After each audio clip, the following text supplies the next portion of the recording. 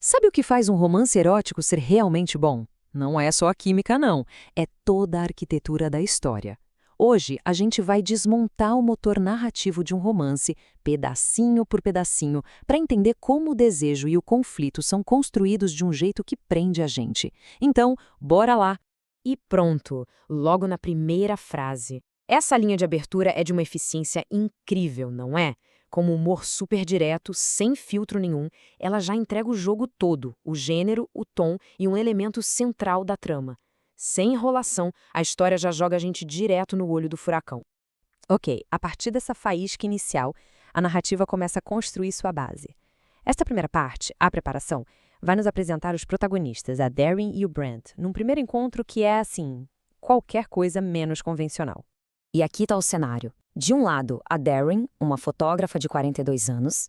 Do outro, o Brent, um ex-militar de 31. Só a diferença de idade já coloca uma pimentinha na história, uma tensão a mais. E o que dá o pontapé inicial em tudo? Um flagra acidental, que na hora já cria uma vulnerabilidade e um jogo de poder ali. O que é fascinante aqui é a velocidade com que tudo acontece. A narrativa usa um desafio direto, me beija, como se fosse um atalho para a intimidade. Isso tira Darren da posição de só observar e a joga na ação. Em questão de minutos, a história vai de uma fantasia para uma conexão real e, bom, explosiva. Mas só a atração, por mais explosiva que seja, não sustenta uma história inteira, certo? Depois dessa faísca toda, a narrativa mergulha mais fundo. Agora a gente sai um pouco da ação física e entra na psicologia dos personagens para descobrir o que realmente move eles, os seus passados. E olha só isso aqui.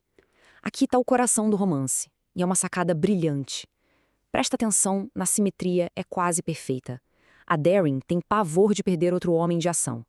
O Brent carrega culpa por ter perdido seus homens, sendo ele mesmo um homem de ação. Os traumas deles são espelhos. E é justamente essa ferida em comum que cria tanto a atração magnética quanto o maior obstáculo entre eles. E como se o trauma todo já não fosse suficiente, a história joga mais uma camada de conflito aí. A diferença de 11 anos de idade. Para Darren, isso vira uma insegurança, uma desculpa que é muito mais fácil de falar do que admitir o medo gigantesco que ela tem de perder alguém de novo. É o escudo perfeito. E aqui, nesse pensamento da Darren, está tudo dito. Essa frase bota o medo dela em palavras. É por isso que descobrir que o Brent também é um homem de ação não é um detalhe qualquer. É o gatilho que dispara todo o trauma dela de uma vez. Então, com muros emocionais tão altos, como é que a história faz para derrubar isso? A resposta? Paixão. A intensidade física aqui não é só para criar umas cenas mais quentes. É uma ferramenta de enredo e uma das mais importantes, para forçar os personagens a saírem do lugar. O ponto crucial aqui é que o sexo funciona como um catalisador químico na história. Ele meio que dissolve as barreiras que os personagens levantaram, forçando uma vulnerabilidade que eles conscientemente jamais permitiriam. Essa paixão cria um laço tão forte que o conflito emocional de fundo se torna simplesmente impossível de ignorar. E isso nos leva a um paradoxo central. A conexão física vira um tipo de refúgio, o único lugar seguro para eles serem vulneráveis. Só que essa mesma intimidade está construída bem em cima da fundação dos maiores medos deles. Isso torna a ideia de uma conexão emocional de verdade algo absolutamente apavorante para os dois. Mas claro, uma hora a conta chega. A paixão física não é suficiente para manter os fantasmas do passado longe para sempre. E a narrativa nos leva exatamente para o ponto de ruptura. Aquele momento em que os conflitos não podem mais ser varridos para debaixo do tapete, precisam ser encarados de frente. E essa é a grande pergunta que a história se propõe a responder.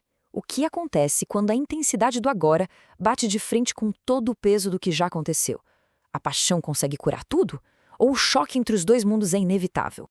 E aqui a gente vê o colapso. A briga deles segue uma progressão que é lógica, mas muito dolorosa. O medo da Darren bate de frente com a frustração do Brent. Ele acusa ela de se esconder, ela não consegue passar por cima do trauma, o resultado? A separação. É um clímax emocional que é a consequência direta das feridas de cada um. Essa frase da Darren é o muro final. É a cristalização do conflito dela. Com essa declaração, ela transforma o medo dela numa barreira que parece intransponível. E isso dá um peso para o conflito, dá consequências reais para a história. E com isso, a história deixa a gente num impasse. O dilema central está ali, super claro, mas a solução para ele parece mais distante do que nunca. Resumindo, então, o que a gente viu foi uma construção genial. Os mesmos traumas que funcionaram como um imã para unir os dois, agora agem como dois polos iguais de um imã, empurrando um para longe do outro. A história nos deixa com uma pergunta muito maior sobre cura e sobre amor. E essa é a questão que fica no ar, a questão que resume tudo. Duas pessoas cujas feridas são um reflexo perfeito uma da outra, elas podem de fato se curar? Ou os passados delas vão garantir que no fim elas só se destruam? A resposta para isso, bom, essa fica para o resto da história.